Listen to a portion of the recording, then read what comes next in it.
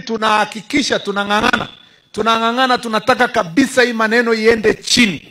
Kwa ndio maana unasikia tunafanya operations, na sio operation hivi, tunafanya ile kali.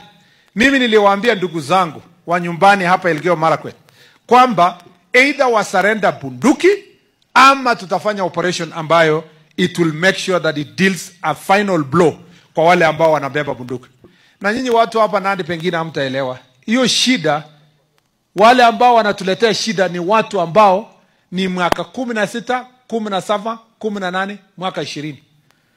By 21 wanajiita commander. You know?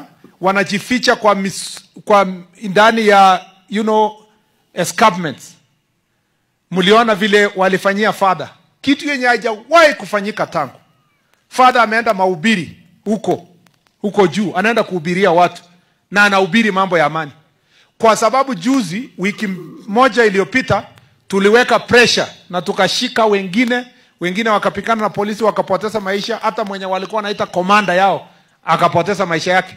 Wale kidogo walikuwa wanategemea yeye kwa sababu yeye ndio alikuwa analeta bunduki, anauza risasi, ndio polisi wakapikana yeye akafariki. Sasa wale walipigwa wamekasirika. Wanazunguka kwa villages. Ndio uliona father ameenda kuhubiri kwa village.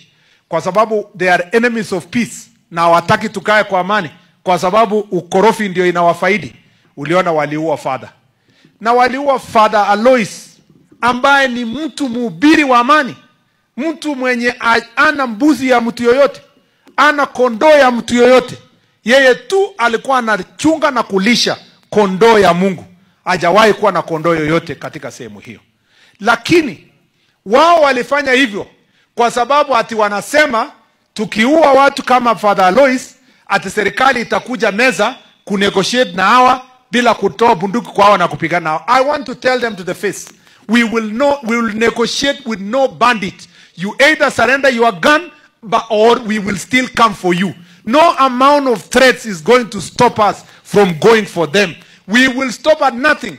And for the sake of the name and the blood of Father Alois Cheruyot Kibet, we will go forcefully to make sure that we get rid of everyone who is going to carry a gun and terrorize people in Kerio Valley region. So I have no doubt in my mind, the work we have started, we are not going to relent. We are not going to stop at anything.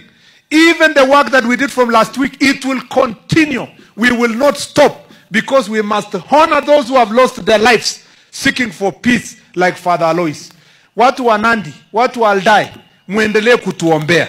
Mkiwa mnakaa kwa amani hivi namna hii, ombeeni ndugu zenu wenye wako Kerio Valley na muombee askari wetu wenye wanafanya kazi. Ndio Mungu awapatie ujasiri, awapatie njia, awaletee huyo adui karibu, ndio tumalizane nayo, watu waishi katika amani katika sehemu hizo za Kerio Valley. And that's our job.